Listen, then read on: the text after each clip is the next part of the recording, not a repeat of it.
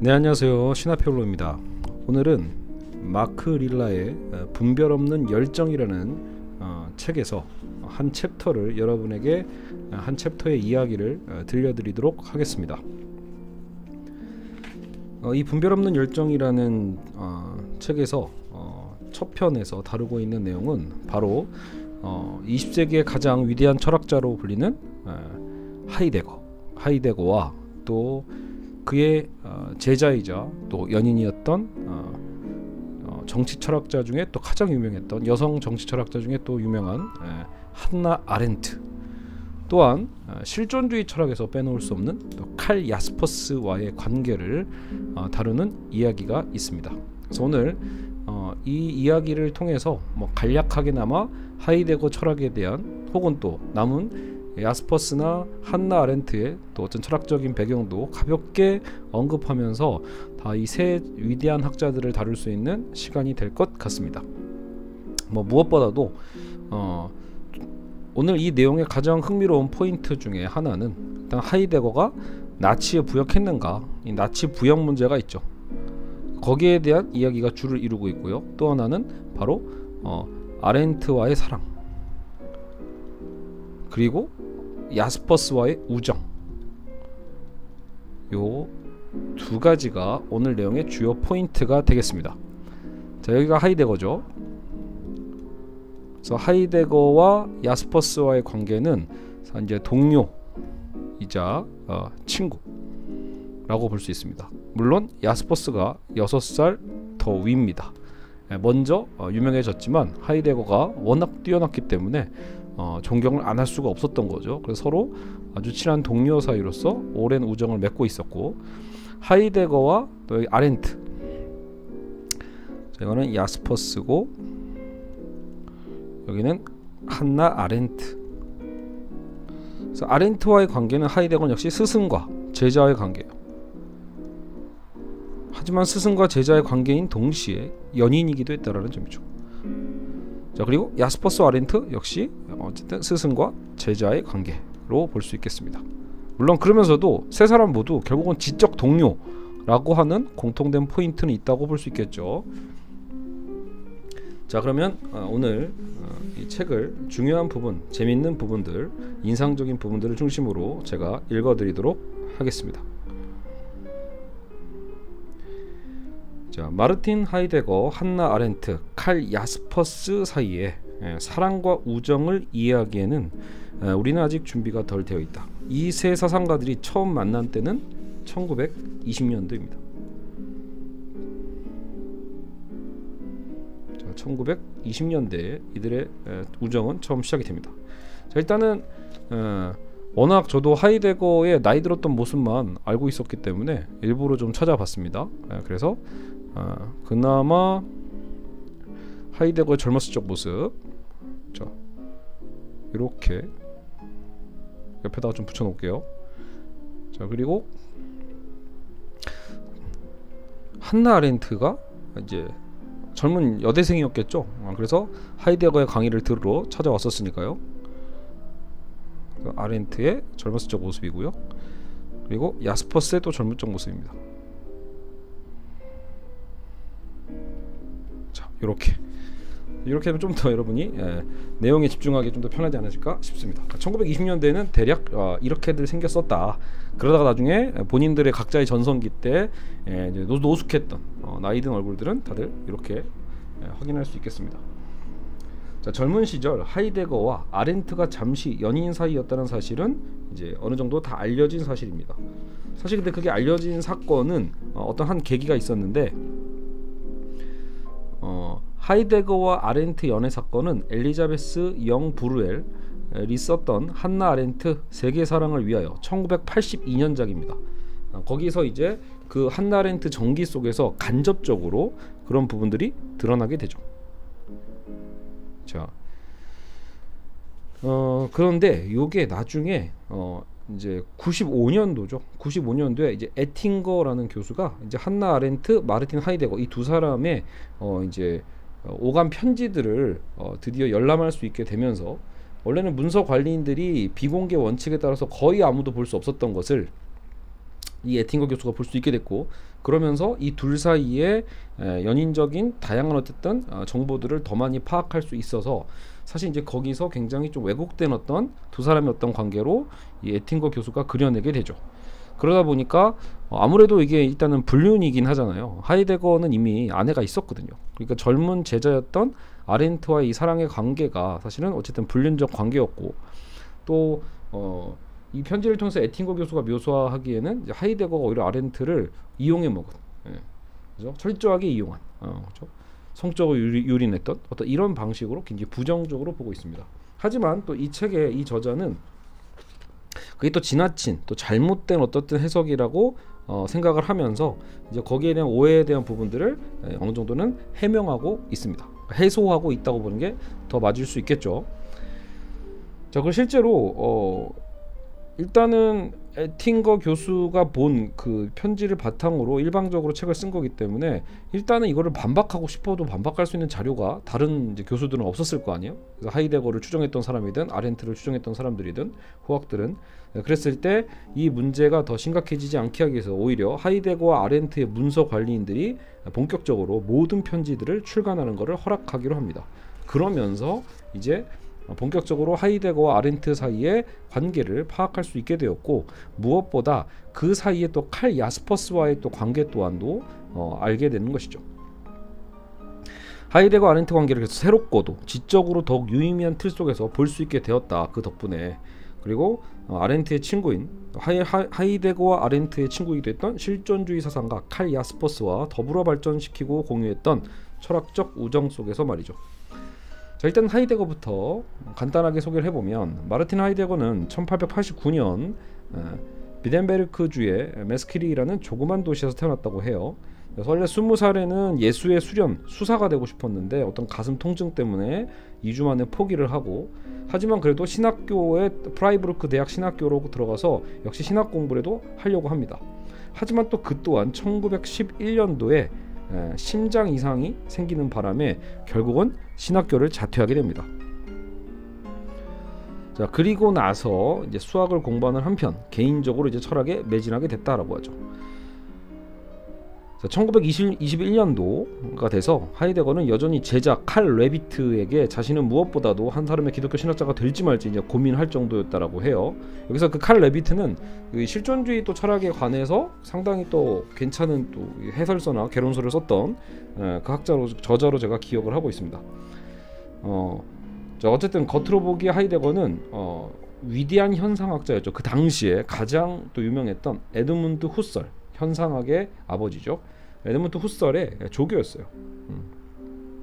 근데 이제 후설이 특히 하이데거를 너무 좋게 봤고, 그래서 개인 조교로 채용했고, 심지어는 나중에 자신에게 이 교수직을 물려주기까지 하려고까지 했던 관계라고 볼 수 있습니다.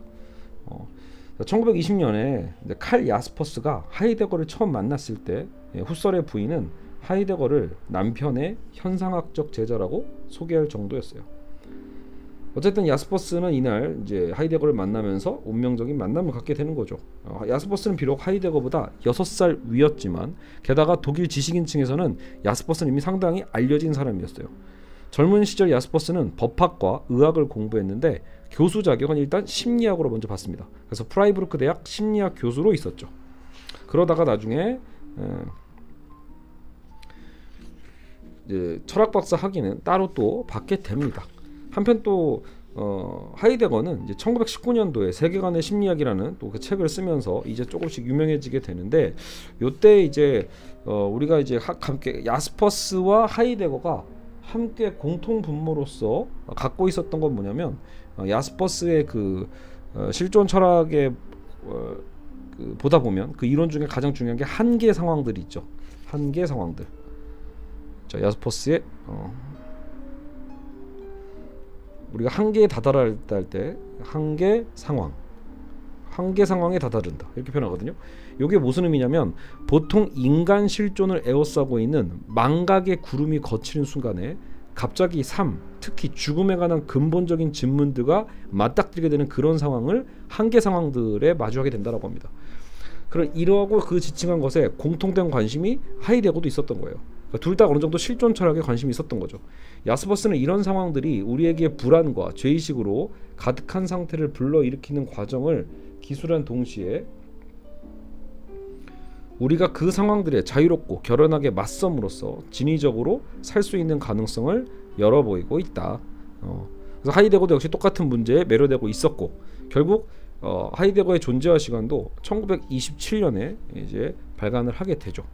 그 존재와 시간에도 그래서 이 실존 철학에 대한 베이스가 들어있다고 볼 수 있습니다. 자, 그래서 서로가 서로를 전우라고 부를 정도로, 그렇죠? 문제는 이제 이 6살의 차이도 있었고 야스퍼스가 먼저 유명했었잖아요. 그러니까 이 둘 관계에서 무엇보다 중요했던 건 오히려 야스퍼스가 하이데거의 그 뛰어남을 인정해줬기 때문일 거예요. 마냥 오히려 질투하고 시기에 따르면 둘이 친해질 수가 없었겠죠. 하지만 야스퍼스가 결국은 이 하이데거를 인정하지 않을 수가 없었던 거예요. 그러면서 둘 사이가 상당히 좋은 관계가 됐던 거죠. 자, 근데 문제는 하이데거가 이미 세계관의 심리학이라는 이제 그 책을 쓰면서 장문의 서평 초고를 쓸 때 사실 이미 그 안에서 야스퍼스의 심리학적 예리함의 경의를 표하면서도, 그러면서도 학문적인 관계니까 하이데거는 강경한 또 어조로 그런 야스퍼스의 심리학적 경험에 대해서 야스퍼스의 심리적인 접근을 비판합니다. 즉 심리적 접근은 심리학적 경험을 우리가 그 안에서 살아가고 있는 무엇으로 다루는 대신에 오히려 외부에서 관찰할 수 있는 대상으로서 어떤 도구적 어떤 대상, 외부에서 바라보는 대상으로서 우리를 다루게 되는 거예요. 그런 심리적 관점에 대해서 하이데거는 비판을 한 거죠.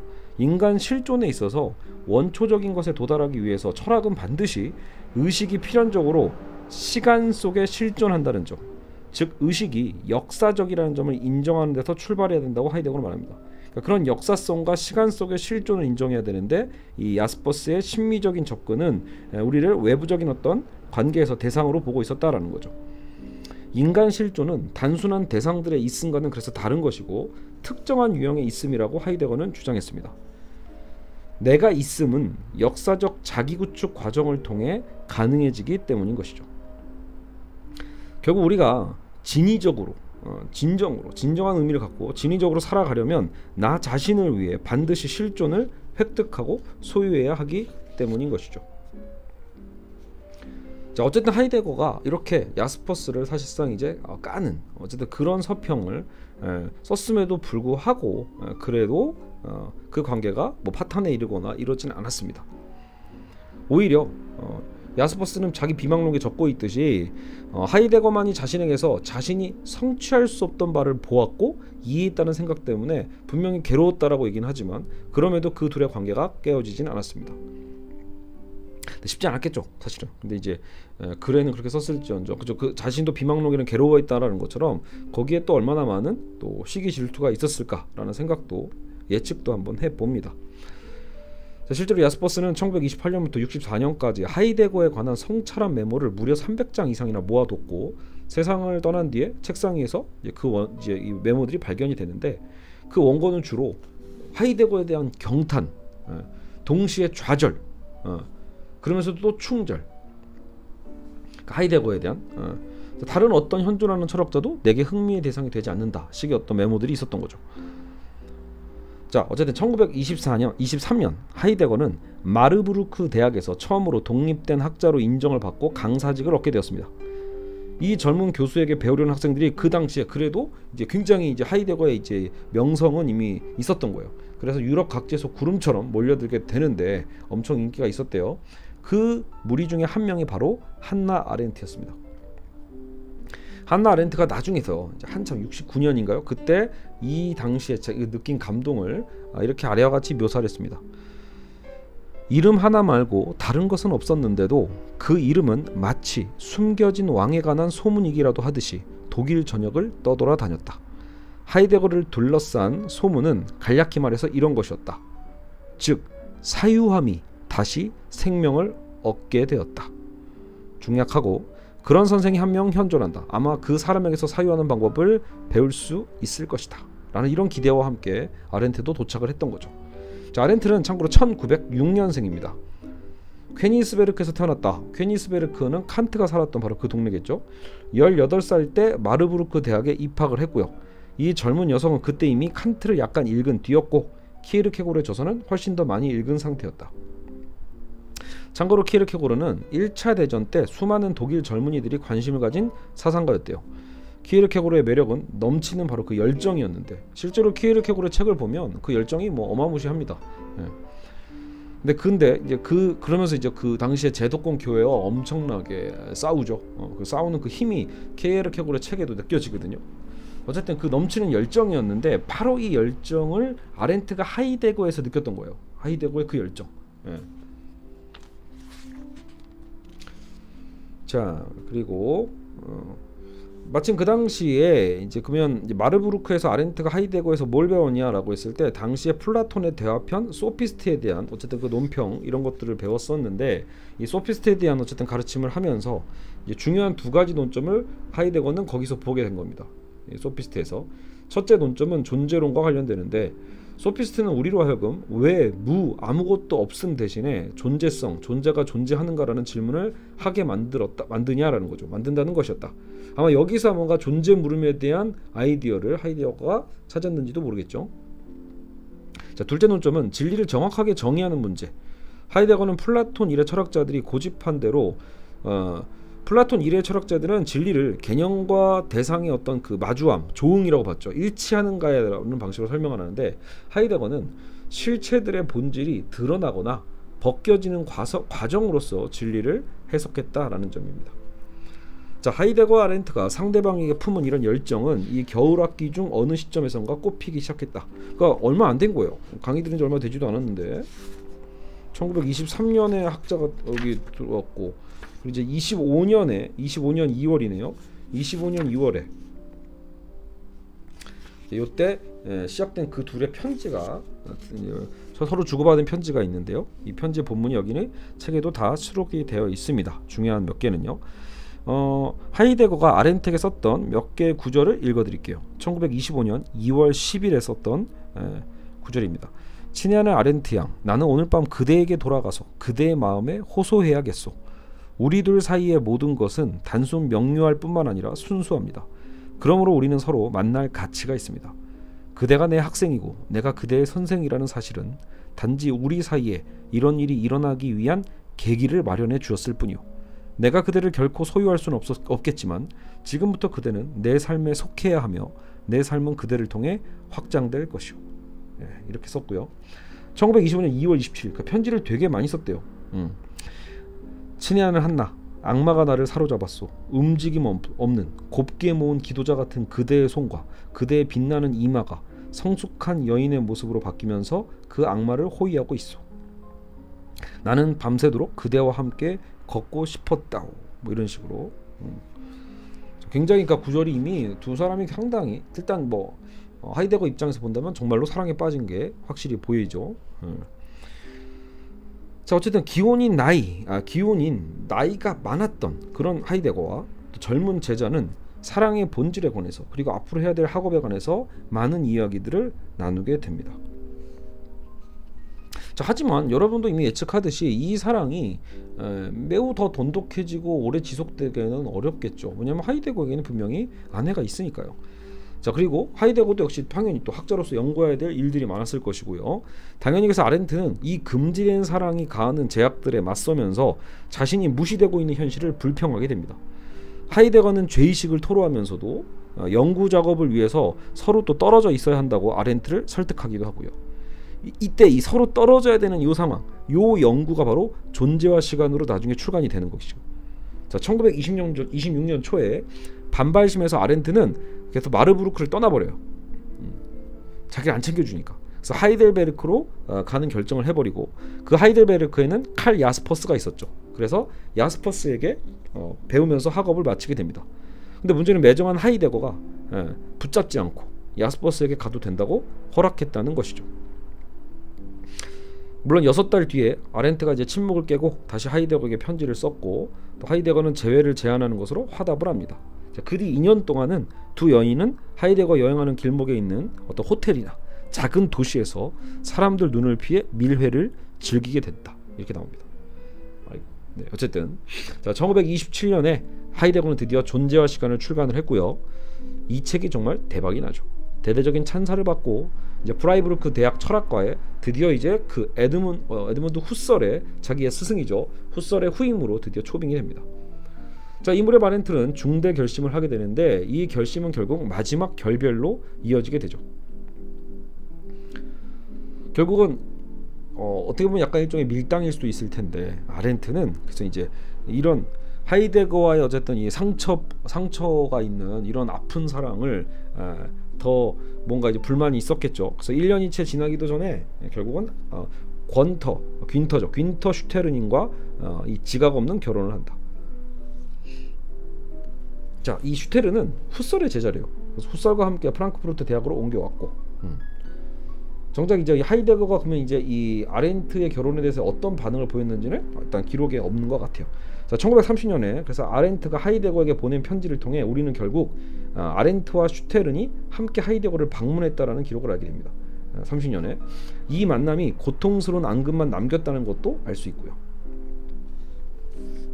자, 아렌트는 언제나 그렇듯이 내게 남겨진 것은 체념 그리고 기다림이라고 적었다고 합니다. 자, 어쨌든 그 아렌트도 결국은 사랑하지 않는 남자와 결혼을 한 거고, 그렇죠? 사랑하는 진짜 남자는 하이데거고, 하이데거에게 어떻게 보면 뭐 질투나 혹은 또 다른 어떤 관심을 받기 위해서 급히 결혼을 한 것 같은데, 어쨌든 그런데도 뭐 사실 뭐 하이데거 입장에서 그런 또 아렌트를 막 잡을 수도 없고, 그래서 일부러 눈길도 주지 않고 이러니까 오히려 아렌트는 또 상처를 받았다고 합니다.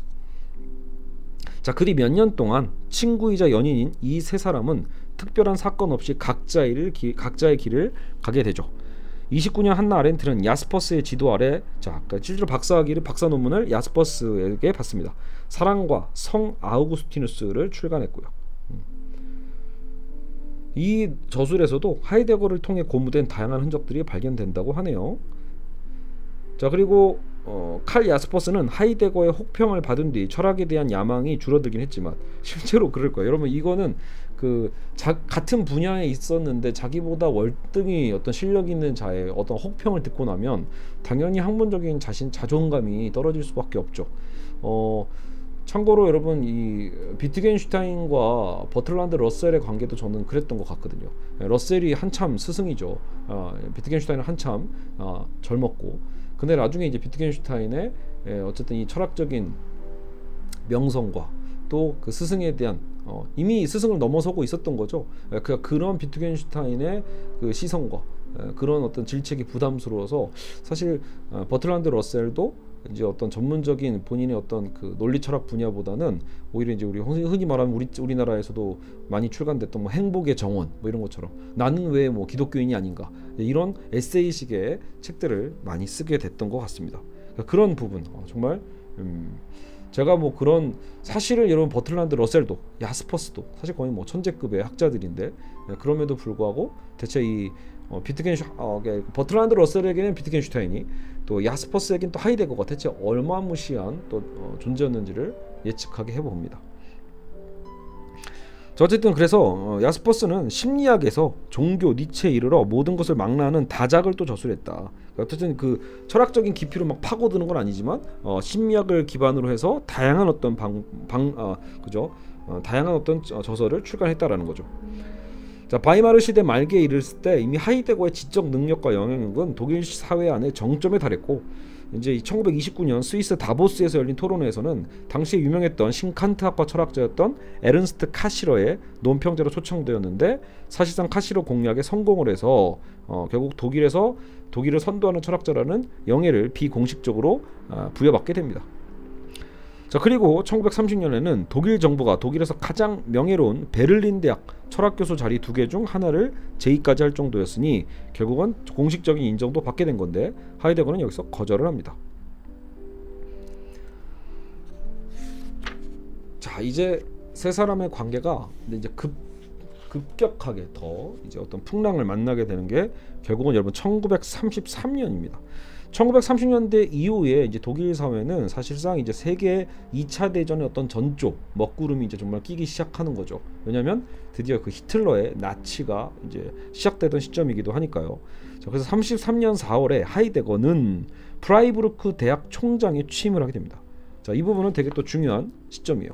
1933년부터 딱 1년이긴 한데 그 1년간의 이 행적에 대해서 상당히 많은 사람들이 이 사이에 하이데거를 옹호하는 사람도 있고 하이데거를 완전히 비판하는 사람들도 있거든요.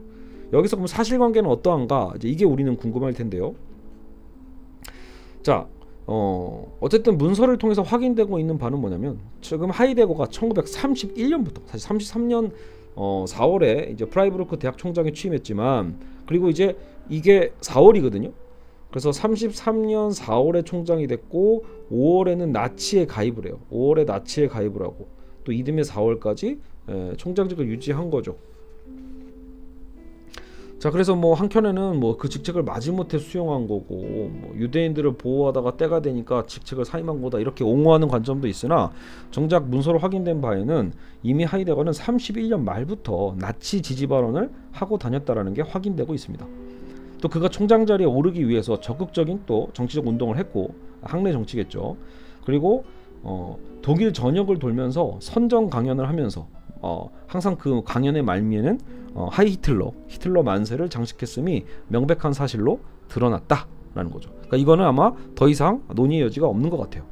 자, 하이데거는 심지어 이런 게 이제 더 큰 문제가 되는데 유대인 동료들, 자신의 학문적 동료들이죠. 유대인 동료들과 모든 관계를 청산해 버립니다. 그 중에 스승인 에드문트 후설도 사실 유대인이거든요. 심지어 자기의 스승과도 절연을 하는 거죠. 자, 하이데거는 또한 나중에 노벨 화학상을 받은 동료 헤르만 슈타우딩거 그와 자기가 또 가르치던 학생인 에두아르드 바움가르텐을 정치적 이유로 탄핵하는데 또 상당한 영향력을 행사했다고 나옵니다. 총장직에서 물러난 뒤에도 하이데거는 히틀러 지지청원서에 서명을 했고 정권을 상대로 베를린에 철학 아카데미를 설립할 수 있도록 허가해달라고 또 로비도 벌였습니다. 사임한 뒤 2년째인 1936년에 로마에서 아까 그때 제자였던 칼 레비트 있죠. 칼 레비트와 마주쳤을 때 하이데거는 여전히 나치를 상징하는 어떤 그 핀을 옷깃에 꽂고 있었다라는 아마 레비트가 증언을 했겠죠. 자, 심지어는 레비트에게 존재와 시간에 등장하는 개념들이 자신의 정치 개입을 고무한 과정을 설명해 주었다라고 한 거죠. 자, 나중에 원통이 했지만 야스퍼스는 한나 아렌트가 이미 그 심각성을 경고한 하이데거의 정치적 전향에 무기력하게 대처했다. 실제로 야스퍼스도 자신의 아내가 유대인이었거든요.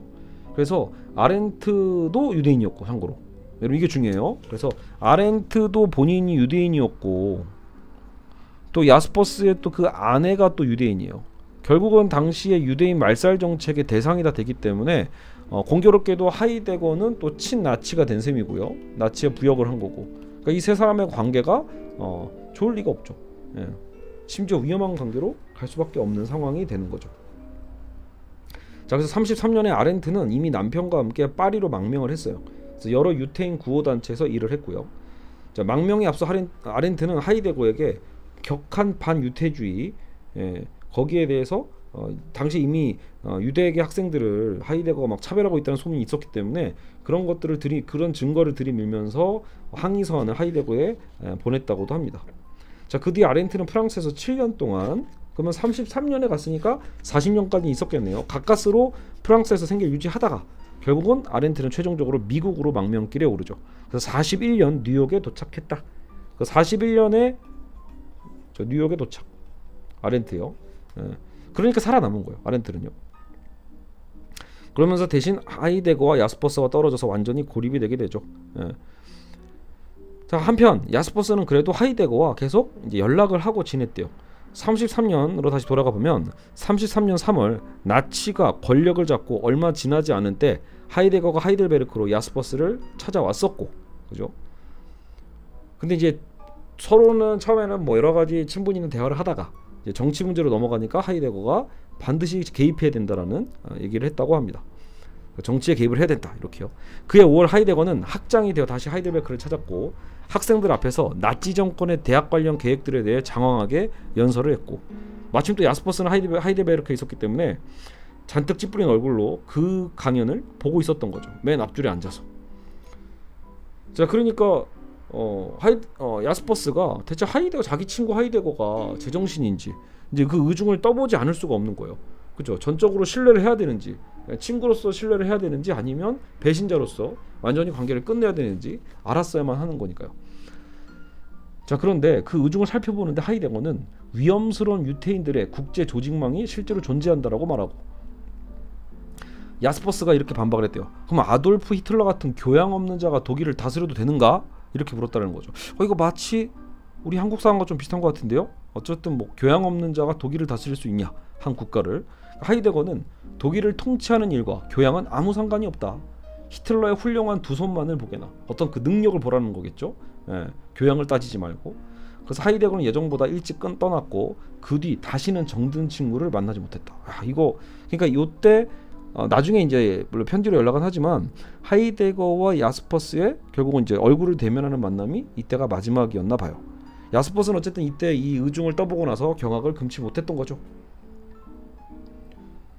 자, 그리고 그런 친구가 이렇게 탈선하도록 방조한 자신을 또 자책했다는 기록들이 나옵니다. 자기가 잡아줬어야 되는데 이렇게요. 어느 사이에 자기 친구가 이렇게까지 친나치가 됐는지에 대해서 한탄을 했던 거죠. 총장에 재직할 때와 사임한 기간을 포함해 3년간 야스퍼스는 가끔씩 하이데거에게 편지를 쓰긴 했대요. 하이데거는 드러내놓고 자신의 전문적인 철학 어휘들을 막 동원해서 그 아까 전 프라이브르크 대학의 총장의 어떤 취임사를 발표했는데 그때 이미 나치에 대한 찬사를 했던 셈이죠. 자, 그러고 나니 야스퍼스는 이미 어때요? 유대인 아내를 두고 있잖아요. 그러니까 교수직을 이미 빼앗긴 거예요. 교수직도 빼앗긴 상태고 정말 위태로운 삶을 살았죠. 그래서 전쟁 끝날 때까지 독일을 떠나지 못하도록 발이 묶인 상태로 공포로 가득한 생존을 이어나가야 했습니다. 이 시기 야스퍼스 부부는 만약의 사태를 대비해서 항상 독이든 알약을 몸에 지니고 다녔다고 하니, 그러니까 아마도 그래도 이제 워낙 그 명성이 있었던 학자였기 때문에 그래서 이 야스퍼스의 아내를 살려둔 게 아닌가 싶기는 해요. 근데 그럼에도 불구하고 언제 어떻게 될지 모르니 둘 다 독약을 몸에 지니고 다녔던 셈이죠. 자, 하이데거가 어쨌든 총장에 있었던 때는 딱 1년이에요. 1년간 있었는데 자, 그동안 어쨌든 심각한 문제들이 발생을 하는 거죠. 야스퍼스는 친구고 아렌트는 연인이었지만 둘 다 하이데거가 자력으로 진정한 의미의 철학함을 재생시킨 사상가임을 경애했었다. 사실 진심으로 아렌트와 야스퍼스는 철학자 하이데거를 존경하지 않을 수 없었던 거죠.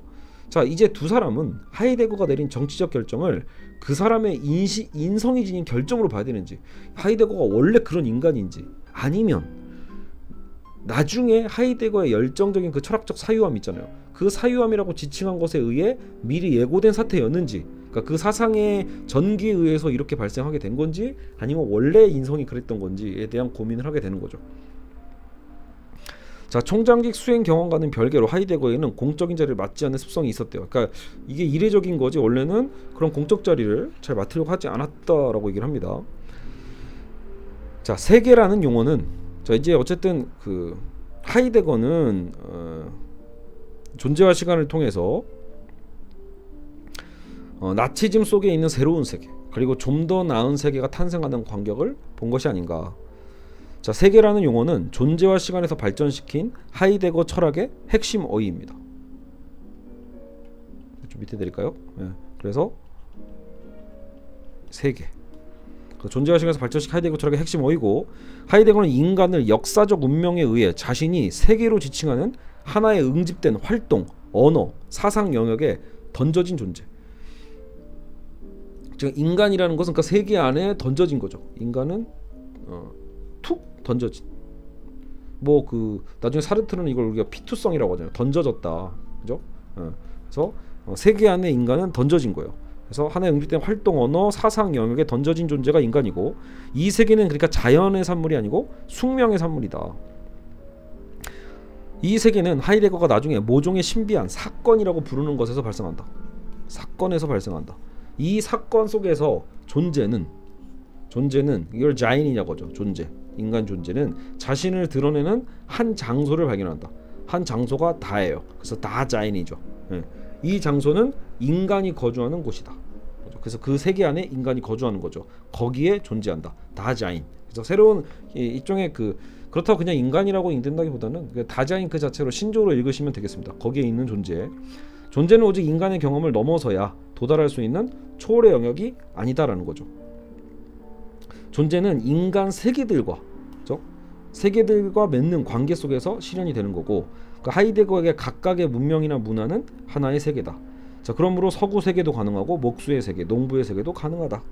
관계적인 거다라고 보죠.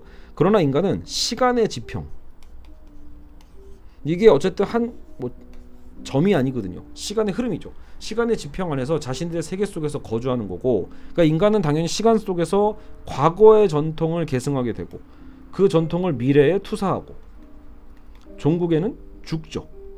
그래서 이제 우리 하이데거의 이제 존재 개념에서 인간은 죽음을 향해 달려가는 존재이기도 하다라고 하죠. 어쨌든 하이데거의 추론은 존재가 시간성 이외에 아무런 다른 의미가 아니라는 의미이기도 합니다. 시간 속에서 사태가 펼쳐지는 거니까 존재라는 것은. 자, 그래서 존재와 시간에서 시간에 종속된 인간의 조건에 대해, 그리고 인간이 어떻게 시간에서 도망치는가에 대해 치밀하고 강력하게 분석해서 이런 결론을 유추했다. 하이데거의 견해상 인간은 자신의 세계에 몰입하는 경향을 가지고, 우리는 우리 세계에 몰입하죠. 자신의 사멸성과 더 나아가 자기 세계의 사멸성을 망각한다. 이 망각이라는 단어 중요하죠. 인간은 존재 망각의 어떤 존재 망각의 역사다, 뭐 이렇게 얘기하는 것처럼, 그 중요한 건 우리가 죽을 수밖에 없는 존재인 것을 원래는 우리는 정확하게 인지하고 거기서 어떤 결단을 해야 되는데, 정작 우리는 그런 것들을 뒤로 미룬다는 거예요. 역으로 망각한다. 그리고 인간은 여기서 나스만이라고 하는데 군중이죠. 흔히 말하는 대중처럼 군중에 동조하고 나태한 수다 떨기에 참여하고, 원래 이럴 때가 아닌데 우리가 이제 다자인으로서 어떤 자신의 어떤 위치, 자신의 어떤 존재 의미를 파악해야 되는데, 정작 우리는 세계 속에서 우리의 어떤 위치를 망각하고 나태한 수다 떨기, 평범한 일상성에 몰입하도록 스스로를 허용한다라는 거죠. 이 모든 것은 자신의 실존과 그 실존에 따른 근본 문제를 회피하기 위해 불가피한 선택들로서 이루어지고 있는 거예요. 자, 각자가 결국은 자기 자신을 사는 게 아니라 각자가 타인인 듯이 살며 아무도 자기 자신으로 살지 않는다라는 거예요. 그러니까 진의성이라는 거, 진의성이라는 것은 회복되기가 어렵다. 하이데거는 진의성이 새로운 정향을, 즉 우리의 유한성과 죽음을 향한 진의적 있음을 직접 마주해야 된다고 봅니다. 그러니까 우리는 결국 죽음을 향해 달려가는 존재라고 했잖아요. 우리의 유한성을 마주해야 돼. 자, 그리고 한편으로는 그것은 양심의 소리에 귀를 기울이는 거겠죠. 그래서 일종의 새로운 결연함, 결연성이 요구되는 것이고, 군중 속으로 몰입한 상태에서 자신을 불러들이는 일이에요. 군중에서 빼와야 되죠, 나를요. 그 결연한 어떤 태도로 우리는 어떤 결단을 해야 되는 것이에요. 그래서 이런 진의성과 그리고 플러스 결연함, 결연성, 진의성과 결연성에 관한 하이데거의 수사는 다양한 방식으로 해석되어 왔는데, 이제 1차적인 해석은, 그래서 하이데거의 이런 존재와 시간에 대한 해석에 있어서 1차적으로는 존재와 시간이 우선 존재론을 다룬다는 존재론의 서술이고, 그리고 실존주의에 대해 실존적 본질이다. 더 나아가 어떻게 보면 설교편으로 보면 자기다워져라는 거죠. 자기다움, 이런 어떤 메시지, 설교일 뿐이라는 거예요. 다시 말해 자기 자신을 기만하지 말고 유한한 인간 피조물로 존재해야 되는 책임을 전적으로 떠맡으라는 명령으로서 이 존재와 시간의 의미를 해석하는 것이죠. 상당히 이렇게 되면 좀 단순하죠, 어찌 보면요. 자, 두 번째 해석은 정반대로 현대 세계에 대한 심오한 적대감, 인간의 결단을 통해 존재의 부름에 부응해서 좀 더 진의적인 어떤 무엇을 창조해라? 세계를 창조할 새로운 역사적 전기를 마련하고자 하는 염원. 그래서 세계들이 문화적 또는 민족적 총체라면 존재와 시간은 민족을 갱생하기 위한 계획이 될 것이다. 실제로 책이 출간되고 나서 몇 해 뒤에 하이데거가 국가 사회주의 속에서 바로 이것을 보게 되는 것이고, 그러면서 이제 나치에 들어가게 되는 거죠. 그러니까 두 번째 해석은 사실은 나치로 편입될 수밖에 없는 어떤 하이데거의 철학을 보여준 셈이기도 한 거예요. 그래서 하이데거의 존재와 시간이 단순히 어떻게 보면 그 개인의 실존적 개념으로서 해석돼야 되는 건지, 아니면 결국은 어떤 새로운 그 세계에 대한 어떤 암시, 그죠? 근데 그것이 또 결국 국가 사회주의로 흘러가게 되는 어떤 그 계기로 봐야 되는 건지, 이제 이 두 가지 해석 모두가 악명 높은 문제점을 가지고 있다고 그래도 다행히도 이 저자도 얘기를 하고 있습니다. 자, 그리고 하이데거는 이 하이데거의 철학이 후기로 가면서 또 많은 변화를 또 겪어요. 저도 이제 대충 알기로는 약간 이제 좀 시적으로 변했다 이렇게 보거든요. 그러니까 후반부로 갈수록 약간 좀 목가적인 철학으로 좀 변형이 되는 느낌이거든요. 여기서도 이렇게 표현하고 있어요. 후기의 하이데거는 시인이죠. 휠더린에 의해 고무된 독특한 자기식 신화 시의 표현법을 통해서 되게 시적 표현을 이제 많이 쓰고 인간에게 자기 자신을 드러내는 신성으로서 존재에 대해 기술하기 시작한다. 이런 변화가 하이데거의 바뀐 생각을 대변하는지 아니면 스스로 필생의 과제로 삼은 존재와 시간의 부수적이고 보완적 부분인지는 중요한 문제다. 근데 이 변화에 대해서 하이데거가 명확하게 얘기하지 않았기 때문에 모호함이 있다라는 거죠. 자, 이런 방향 전환 이후 후기의 하이데거는 결연성과 진위성에 대해 말을 아끼면서 초기에는 그렇게 결연성, 진위성을 강조했는데 후기에는 그것을 아끼면서 오히려 존재를 용인하는 법을 익히고 침착한 포기라는 의미로 해제의 태도를 받아들여라 이렇게 얘기했다 이거. 침착한 포기. 뭔가 어때요? 이미지가 벌써 철학의 이미지가 전반부는 되게 강렬했다면 후반부는 무언가 뭐 이렇게 마치 그런 무의자연을 보는 것처럼 그런 어떤 좀 잠잠한 느낌이 나죠. 시간이 지남에 따라 하이데거는 실존적 결단과 자기 천명의 주창자가 아니라 정반대로 서구 허무주의를 가장 심오하게 비판하는 사람이 되어갔다. 하이데거에 따르면 서구 허무주의는 그런 실존적 의지성을 인가하기 시작했고 자신이 보기에는 허무주의적인 파시즘이나 공산주의, 현대민주주의, 기술 등을 만들어낸 게 바로 그런 서구 허무주의라고 봤어요. 그래서 그런 걸 비판하면서 약간 목가적인 어떤 철학으로 가는 거죠. 물론 하이데거의 해제라는 게 그죠? 침착한 포기라는 그런 부분 그것이 나름의 열정적이고 급박한 요소를 가지고도 있었어요. 하이데거는 현대인이 존재를 완전히 망각하거나 존재의 의미가 다시금 노출되는 새로운 세계로 떨어질 낭떠러지 위에 살고 있다고 끊임없이 주장을 했으니까요. 그러니까 지금 현실에 대한 근데 이 진단은 급박했다고 보는 거예요. 이제는 어떤 회복하기 힘든 어떤 우리가 자력을 어찌하기 힘든 어떤 그런 굉장히 절박한 어떤 시대성을 얘기하고 있었다라고 합니다. 현대인은 결국 낭떠러지에 있는데 스스로 벗어나거나 여의치 못하면은 스스로 못 벗어날 거라면 강한 역사적 힘에 의해 다른 곳으로 옮겨야 하겠죠. 그래서 1930년대 원고 속에는 최후의 신이 출현하는 것을 준비하는 성격을 띤 글들이 많았다고 합니다. 최후의 신이 출현하는 것을 준비해야 된다. 이렇게요. 철학을 정초하는 일은 아무 민족이나 모두 할 수 있는 것이 아니라 오히려 민족 철학은 그 민족을 철학을 가진 민족으로 만드는 철학. 뭐 이건 좀 애매하니까 넘어가고요. 자, 후기 하이데거를 읽다 보면 자기 자신의 경험에도 불구하고 하이데거가 철학과 정치의 관계에 대한 논점을 철학적 열정과 정치적 열정의 관계를 전혀 다루지 않았다라는 거예요. 자, 이 부분도 이제 요 해석에서 중요한 부분인데 여러분 철학과 정치의 관계입니다. 우리는 그냥 정치 철학이라는 분야도 있잖아요. 근데 지금은 요 두 개를 연결할 것인가 구분할 것인가가 굉장히 중요한 차이를 만들어내요. 한나 아렌트는 이것을 구분해야 된다고 본 거고 왜요? 자신이 사랑했던 하이데거가 이것을 연결하면서 오히려 맛이 같다라고 본 거예요. 자, 그래서 실제로 후기 하이데거는 그런 관계를 다루지도 않았고 하이데거에게 있어 이것은 그다지 문제되지 않았다. 왜냐하면 새로운 국가를 건설한다는 나치의 결단은 서구 사상의 전통 전체를 재건함으로써 서구의 실존을 재구축하겠다는 자신의 사적이며 훨씬 고매한 결단에 비견할 만한 것이라는 생각에 사로잡혀 있었다. 하이데거는 자기 자신을 나치즘의 희생양으로 여겼대요. 하이데거는 나치 스스로 국가사회주의의 내적 진실과 위대함을 파괴했으며 나치 스스로가 그러니까 이게 헷갈리면 안 돼요. 나치와 국가사회주의가 우리가 보기엔 되게 같아 보이잖아요. 근데 지금 하이데거는 그걸 구분한 거죠. 그러니까 국가사회주의는 문제가 없는데 나치가 망쳤다 이렇게 보는 거예요. 그래서 나는 나치의 피해자다 이런 거죠. 나치 스스로 국가사회주의의 내적 진실과 위대함을 파괴한 거고 하이데거가 제시한 해법을 따르지 않았기 때문에 독일인들이 자신의 운명과 조화하는 길을 막히게 된 거예요. 이제 모든 것을 잃은 거고 존재는 물러났고 아무 데서도 발견되지 않을 거다. 어떻게 보면 절망뿐이죠. 남은 것이라고는 오직 근대 기술과 근대 정치라는 정신적 사막뿐이다.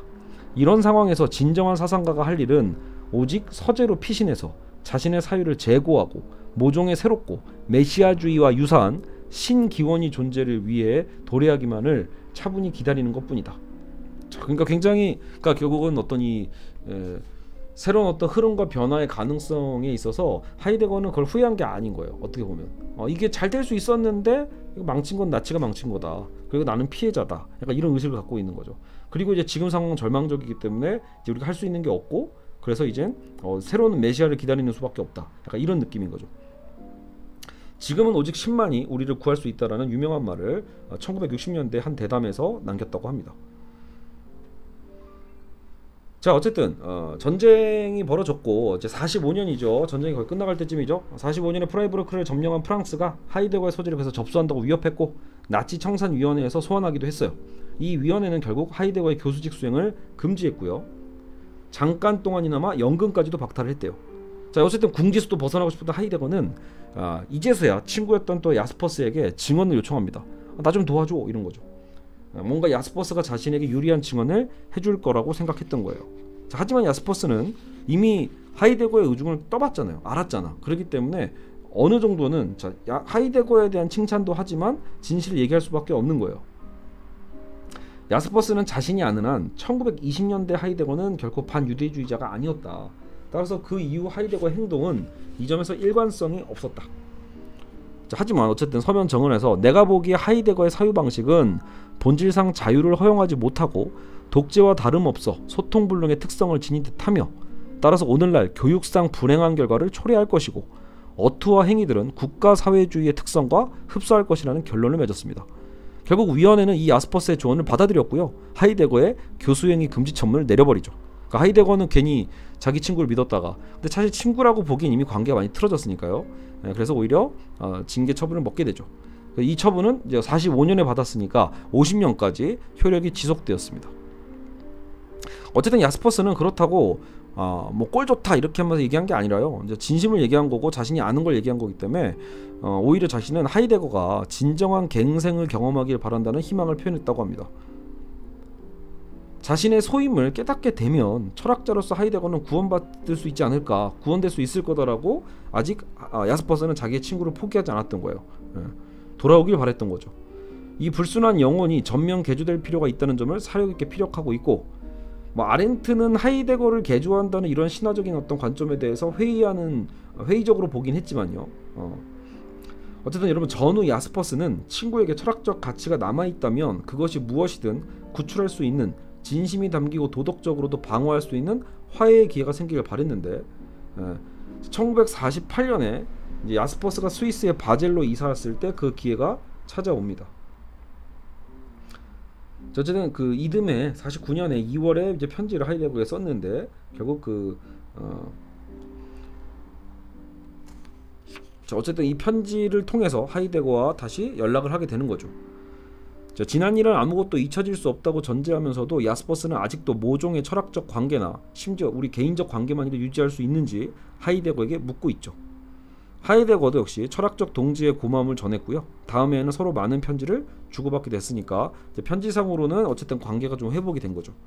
그러면서 각자 쓴 저작들도 교환을 했고, 그때쯤에는 그 책들이 이미 사유함에 대한 전혀 상이한 접근법을 반영하고 있었다. 자, 그리고 두 사람이 주고받은 편지를 실제로 보면 나치즘과 관련된 주제는 좀 피했던 것 같아요. 하이데거가 1950년 3월에 스스로 언급할 때까지는 그런 얘기가 나오지 않았다. 자, 33년 이후 야스퍼스 가족을 만나지 않은 까닭에 대해서 하이데거는 야스퍼스의 부인이 유대인이기 때문에 내가 왕래를 끊는 게 아니야. 나는 그런 비겁자가 아니라 오히려 내가 그럴 볼 염치가 없었기 때문이다. 이렇게 답변을 했대요. 그러니까 야스퍼스는 친구를 믿고 싶었기 때문에 더더욱이 이 염치라는 표현에 감동을 했고, 이 참회의 약속을 이해하면서 그 암흑기의 하이데거는 자신이 무엇을 하고 있는지도 알지 못하는 어린 아이였다라는 식으로 위로를 한 거죠. 스스로 위무했다. 하이데거가 후한무치한 자기정당화와 무책임한 정치적 획담으로 응답하지만 않았다면 그 사안은 거기서 종결됐고 두 사람의 관계는 계속 좋았겠죠. 하지만 하이데거는 그런 야스퍼스의 노력에도 불구하고 본인의 정당함, 본인 행위에 대한 정당함을 여전히 피력을 하게 됩니다. 어차피 그 당시의 독일인들은 이 새로운 무거처성, 고국 상실감에서 결국 무언가 분출할 숨겨진 민족적 계기가 도래하는 것에 걸 수밖에 없었다라는 식으로 얘기를 한 거죠. 결국은 야스퍼스는 하이데거의 이런 태도에 대해서 얘는 이제 구제불능이구나 라고 하면서 이제 인간적으로도 사상적으로도 이제 관계를 끊게 되는 거죠. 결국 하이데거 당신 너의 철학이 사악한 전망을 불러일으키는 그런 철학은 사실상 철학이 현실에서 유리되는 또 다른 전체주의의 승리를 준비하려는 수순이 아니겠냐. 1933년 이전에 떠돌던 철학이 히틀러를 받아들이는 데 기여한 것처럼 말이네. 이런 식으로 말이죠. 자, 그리고 이제 하이데거 또한 이제 답변을 하지 않았대요. 이 절교 편지를 받고 나서 하이데거도 답변을 하지 않았고, 다만 이제 10년 동안 생일 축하 인사 정도의 아주 형식적인 메모만 교환을 했다고 합니다. 결국 결정적으로 두 사람의 우정은 이렇게 완전히 끝이 나죠.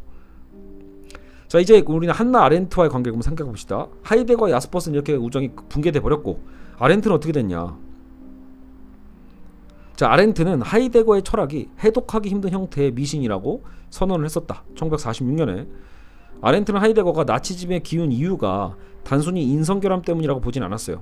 그의 인성 자체의 문제가 아니라 오히려 한편으로는 웅장함에 관한 환상과 다른 한편으로는 절망감에서 비롯된 일종의 정신적 치기였다. 즉 교정할 수 없는 이 하이데거의 낭만주의가 오히려 원인이었던 셈이다. 그러니까 그의 철학의 문제였던 거죠. 자, 그리고 또 역시 뭐 그 후서를 쫓아냈다는 어떤 그런 문제들, 이런 분위기, 이런 당시의 소문이나 이런 것들에 대해서 아렌트도 깊게 믿었었고, 그래서 하이데거를 다 읽고 덮어버린 책처럼 취급했다, 이렇게 나옵니다. 자, 그러나 1951년 이제 그 아렌트의 굉장히 중요한 주저가 나오죠. 전체주의의 기원을 출간하기에 앞서서, 자, 1951년이에요. 아렌트는 이제 유럽 장기 여행길에 떠나게, 이제 그러니까 아렌트 이미 미국에 있잖아요. 어쨌든 이제 유럽 문화 여행을 떠나게 되는데, 그때 이제 여정 중에 17년 동안 만나지 못한 사랑하는 스승 야스퍼스를 방문하게 돼요. 바젤에서 야스퍼스는 하이데거와 주고받은 편지들을 보여주었고, 아렌트는 젊은 시절의 불장난을 또 야스퍼스에게도 고백을 합니다. 아마 야스퍼스도 눈치를 챘는지 모르겠지만 어쨌든 이때 공식적으로 아렌트가 인정을 한 거죠. 자, 어쨌든 그 뒤 두 사람은 한때 사랑했던 하이데거에 대해 각자 자기 방식으로 얘기할 수 있게 되었던 것이죠. 어쨌든 1950년 2월에 아렌트는 프라이부르크에 도착을 했고요. 자, 프라이부르크에는 이제 하이데거가 있죠. 숙소에 도착해서 여장을 풀었고, 자기가 이제 여기 있다고 메모를 하이데거 집으로 또 굳이 보냈나 봐요. 알겠죠? 자, 그래서 하이데거도 역시 바로 즉시 자신을 방문하라는 답장을 썼고, 곧장 편지를 직접 전달하려고 호텔로 달려갔다.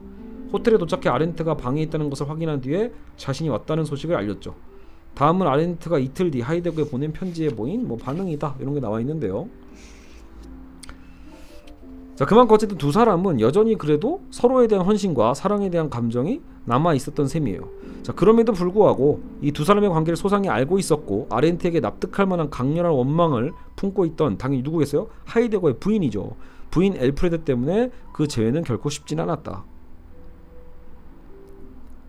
자, 이내 서신과 선물과 시들이 어쨌든 두 사람 사이에 대서양을 오가긴 했지만요. 결국은 뭐 하이데거 아내만 속이 탈 뿐이지, 근데 그래도 그런 상황 속에서도 두 사람은 어쨌든 연락을 다시 주고받고 선물과 시들을 또 서로 보내줬다고 합니다. 자, 어쨌든 근데 이 관계가 또 계속 유지되진 않아요. 그래서 자, 야스퍼스는 하이데거가 자신이 무슨 짓을 했는지 정말 알지 못하고 어떤 사악함이 자신을 그렇게 인도했는지에 대해서도 알려고 하지 않는다고 설명하면서 이제 아렌트랑 대화를 했겠죠. 분명히 하이데거는 아렌트가 자신과 야스퍼스의 재결합을 실현시켜 주기를 바랬다. 그러니까 그래도 하이데거는 한편으로는 아렌트가 이제 야스퍼스와 자신의 어떤 관계에 다리 역할을 해주길 바랬다라는 거죠. 그래서 이제 예를 들어 자네는 야스퍼스와 하이데거의 실질적인 중간역이라네, 라는 식의 대화도 남아 있대요. 하지만 역시 희망은 불가능하다고 했죠. 불가능으로 드러났고, 왜냐면 이제 아까 야스퍼스가 완전히 등을 돌렸기 때문에 심지어는 아렌트에게도 이제 그만 만나라, 하이데거와 접촉하지 말아라고 얘기했다고 합니다. 물론 아렌트가 또 그 얘기를 거절하죠. 자, 1950년대가 흘러가면서 자신의 철학적 전해를 반영하는 새로운 저작들이 나오면서 하이데거의 철학적 명성이 다시 부활했다. 50년대 중반까지 아렌트는 유럽에 갈 때마다 하이데거 가족을 방문했고 선물을 보냈고, 심지어는 존재와 시간을 영어로 번역할 준비에 들어가기도 했다고 합니다. 그만큼 관계가 아렌트와 하이데거의 관계는 회복이 좀 된 거죠. 자, 그러나 아렌트는 하이데거의 지적인 빚을 겪고 있지 않았고, 어쨌든 본인의 분명한 스승이니까요. 아렌트의 철학적인 노작인 인간의 조건, 저도 저희 집에 그 아렌트의 유일한 책이거든요. 인간의 조건, 아직 안 읽었지만 그게 1960년 독일에서 활동적 삶이라는 제목으로 출간되자 아렌트는 그 책을 이런 메모와 함께 하이데거에 보냈습니다. 자, 자기의 이제 이 책에다가 헌사를 보내고 싶은 거지. 헌사를 바치고 싶었는데 직접 또 쓸 수는 없잖아요. 그래서 그냥 이렇게 메모를 남긴 거죠. 하이데거에 메모를 보낸 거야. 중약하고 여기 구절 중에 나는 이 책의 모든 것을 당신에게 비쳤습니다, 이런 표현이 있고요. 또 다음과 같은 헌사를 또 다른 종이에 또 작성해서 서류철에 끼워둔 게 있는데 이 책에는 헌사가 없습니다. 당신께 어떻게 이 책을 바칠 수 있겠습니까? 내가 가장 신뢰하는 당신께 나는 충실한 사람으로 그리고 충실하지 못한 사람으로 사랑의 이름으로 그렇게 남았습니다. 하이데거는 근데 이 인간의 조건, 이 자신의 제자의 책이죠. 거기에 대해 끝까지 근데 정작 아무 말도 하지 않았대요. 코멘트도 하지 않았고. 이런 사실 때문에 또 아렌트는 깊은 상처를 받았다고 해요. 그게 되게 참 신기하죠. 그러니까 서로 다 노년에 접어들었지만 두 사람이 어쨌든 이 사랑하는 어떤 이 관계가 끝나지 않은 셈이에요. 어쨌든 하이데거의 침묵은 아렌트가 자신의 저작 속에서 성취하고자 했던 바를 고려한다면 오히려 이해하기 쉬울 거다라고 지금 이 책의 저자는 얘기를 합니다. 하이데거의 편협한 이해 방식으로 보면 하이데거의 편협한 이해 방식 그 책은 즉 인간의 조건 아렌트의 책은 하이데거 철학의 핵심 측면에서 독립을 선언하는 것과 다름없었고 특히 정치와 철학의 관계에 대해 침묵하는 태도와 차별화를 꾀하는 것이었다. 자, 제가 아까 얘기했던 이 철학과 정치의 관계 있죠. 근데 이 아렌트는 정치와 철학의 관계에 대해 침묵하는 태도와 차별화를 꾀했거든요. 사적인 관조적 삶을 살아가라는 오만한 요구들에 공적인 활동적 삶을 내세워 방어함으로써 아렌트는 순수 철학과 정치에 관한 사유함 사이에 분리벽을 세우려 있었다. 그러니까 순수 철학과 정치에 관한 사유함 사이에 분리벽을 세우려 했다. 아렌트는 정치에 관한 사유함이 자체의 어의를 확보해야 되며 자체의 규칙에 복종해야 한다고 보았다. 정말 이게 뭐 어떤 그 하이데거를 어떤 식으로 해서 이제 넘어서는 건가? 결국 하이데거는 자신의 철학을 기반으로 해서 결국은 이 국가사회주의라는 정치 역할에 참여를 했지만 그러다가 오히려 마치 어린아이와 같이 좋아하면서 참여했다가 결국은 되게 큰 그르침을 겪었죠. 그러면 이제 우리가 한편으로는 그러면 아렌트는 이걸 구분하자고 했다면 아렌트 너도 정치 철학자 아니야? 너도 정치랑 철학을 구분한 게 아니라 붙여놓은 거 아니야? 이렇게 생각할 수 있겠지만 실제로 아렌트가 인터뷰에서 그런 얘기를 했대요. 내 본업은 정치 이론가지 철학자가 아니라고요. 나는 내가 철학자라고 생각하지도 또 철학자 집단에 받아들여지지도 않았다고 믿습니다. 이 겸손의 태도로서 한 말이 아니라 진심이었던 셈이에요. 아렌트는 철학적인 삶과 정치적인 삶 사이에는 피할 수 없는 긴장이 존재한다는 결론을 내렸고 스스로 표현했듯 정치적 삶을 철학에 경도되지 않는 눈으로 고찰할 수 있기를 바랬다. 그러니까 철학의 눈으로 정치를 바라보는 건 오히려 위험하다고도 본 거예요. 왜 그러냐? 자꾸 철학자들은 그들이 갖고 있는 흔히 말하는 플라톤의 이데아 같은 그들의 이상을 자꾸 정치에 투영하거든요. 하이데거가 그랬던 셈이죠. 하이데거를 비롯한 독일 지식인들은 히틀러에 대해 이데아를 구축했던 셈이에요. 이게 진정한 영웅이구나 이런 식으로 갖다 붙이는 거죠. 그러다 보니까 그런 철학자들의 한편으로 그런 순수함의 어리석음이 되려 더 큰 문제를 일으키는 거예요. 그러니까 이제 그게 아렌트가 보기에는 너무 개상스러웠다 이렇게 본 거죠. 실제로 아렌트는 개인 비망록에 여우 하이데거라는 짤막한 우화 한 편을 남겼는데 하이데거를 자기 생각의 굴 속에 갇혀서 그러니까 지 생각의 굴소리죠. 자기 생각의 굴에 갇혀가지고 그 동굴의 세계 전체를 그 굴을 세계 전체로 착각하는 가엾은 인간을 묘사했다. 사실 이거는 이미 플라톤이 했던 비유죠. 동굴의 비유. 근데 거기에 하이데거가 이미 갇혀 있다라는 거예요.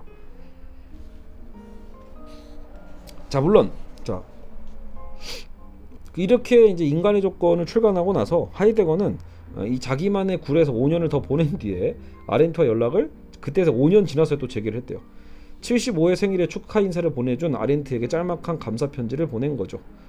그래서 자신은 최근 출간한 글들과 상관없이 아렌트가 철학적 소명에 충실하다고 여전히 생각한다는 찬사를 적어서 보냈다. 자, 어쨌든 그 둘 사이가 다시 좀 소원해진 사이였지만 67년입니다. 1967년에 아렌트가 프라이부르크의 강연차 들렸는데 거기 그 강연 뒷자리에 하이데거가 서 있었나 봐요. 거기에 이제 아렌트는 또 이게 또 감동할 일인가 그렇게 아렌트가 또 눈 녹지 마음이 녹고 오히려 그 강연에서 사실 그 당시 하이데거를 이미 굉장히 싫어하는 사람들도 많이 있었겠죠. 나치에 부역했다는 전력 때문에. 근데 아렌트는 많은 청중 앞에서 하이데거를 환영하는 말로 강연을 시작했고 결국은 그 순간부터 67년이라고 했잖아요. 75년에 아렌트가 죽어요. 아렌트가 갑자기 세상을 떠날 때까지 두 사람은 결국은 죽을 때까지 가까이 지냈다라는 거예요. 그래서 프라이부르크에 또 들리게 송기순례처럼 연례적 들렸고 오랜 시간 스승과 산책하면서 언어의 본질에 토론했고 또 한편으로는 영어 하이데거의 책을 영어로 번역하는 일에도 역시 아렌트가 매진했다고 합니다. 마지막 8년 동안 두 사람이 주고받은 서신들은 과거보다 훨씬 더 철학적이고 온화한 분위기고 상호 존중이었다라고 보는 거죠. 자, 그리고 마무리가 다 돼갑니다.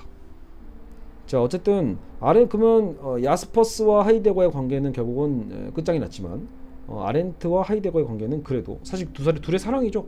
예. 근데 이제 노년에는 오히려 또 육체적이라기보다는 오히려 플라토닉한 사랑에 더 가까운 것 같은데, 자신이 사랑한 하이데거의 지적 열정, 하이데거가 명백한 지식과 명백한 허위를 구분하지 못한다는 점을 아렌트는 너무나 잘 알고 있었다. 아렌트는 하이데거가 정치적으로 위험한 인물이라는 점도 잘 알았고, 그 위험성이 하이데거의 철학적 사유를 진작시킨 열정에 의해서 촉발된 것이라는 것을 믿은 듯하다. 하이데거의 문제는 아까 그 아렌트가 얘기했듯이 그걸 구분하지 않았기 때문에 그래요. 그래서 모든 위대한 철학자들이 지닌 문제 이상도 이하도 아니었다라고 아렌트는 생각을 했던 것 같아요. 그러니까 하이데거 정도의 위대한 철학자라면 빠질 수밖에 없는 함정 같은 걸로 본 것 같아요. 그러니까 약간 그만큼 방어를 좀 해준 거죠. 이 관계를 끊기 싫었겠죠. 위대한 철학자들의 사유함은 세계에 의해 개발되고 또 그 세계에 의해서 오히려 보호되어야 된다.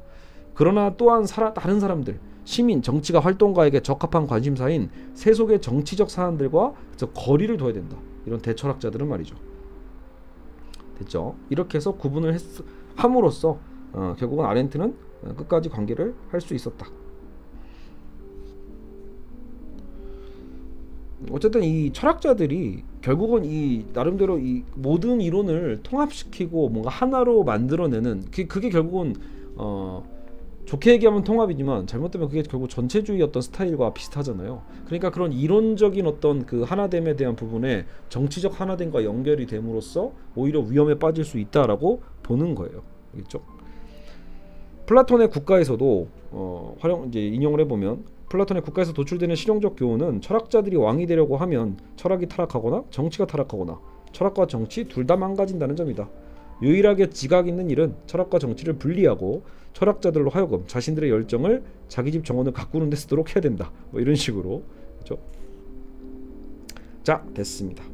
야스퍼스가 나중에 이런 얘기를 했대요.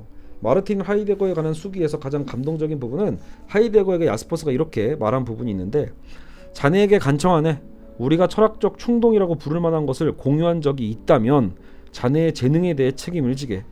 자네의 재능이 주술에 봉사하도록 하는 대신에 이성에, 인간의 가치와 가능성들이 지닌 실제성에 봉사하게나 라고 얘기를 했다고 합니다. 자기 책에다 말이죠. 친구에게 하는 말이죠. 하지만 어쨌든 관계는 끝까지 풀리지 않았다. 자, 어쨌든 이렇게 해서 오늘 우리는 하이데거가 사실상 주인공이죠. 근데 하이데거를 통해서 한나 아렌트와의 관계, 또 야스퍼스와의 관계까지 이 세 사람의 관계를 함께 살펴보았습니다. 그렇죠? 저도 이거 지금 두 번째 읽고 이제 이렇게 설명을 해봤는데, 상당히 그래도 처음 읽을 때는 그냥 너무 신변잡기적인 정보여서 굳이 이거를 해야 되나 싶기도 했었는데요. 또 한편으로는 그래서 이 철학자들의 그래도 이 이론과 그 삶이 또 결코 또 분리되는 것도 아니겠구나. 그죠? 이 사람들과 또 그 학자들 간의 또 관계에서 본인들의 학문에도 영향을 미쳤겠구나 라는 생각이 또 들기도 합니다. 그래서 아마 이 분별 없는 열정, 이 책은 저도 헌책방에서 구한 책이지만 뭐 최근에 아마 다시 발간돼서 나온 것 같으니까요. 2018년인가 개정판이 있는 것 같으니까 여러분 또 관심 있으신 분들은 바로 또 구해 보시고요. 저는 이제 그 이후에 나중에 뭐 푸코나 데리다, 여러분이 관심 있을 만한 사람들, 베냐민도 있네요. 그래서 한번 베냐민이나 푸코, 데리다 정도는 한번 다시 저도 읽어보고요. 굉장히 이제 같이 한번 나눌 만한 이야기가 있다라면 또 마저 시리즈물로 남기도록 하겠습니다. 여러분 오늘 수업 듣느라 고생 많으셨습니다. 감사합니다.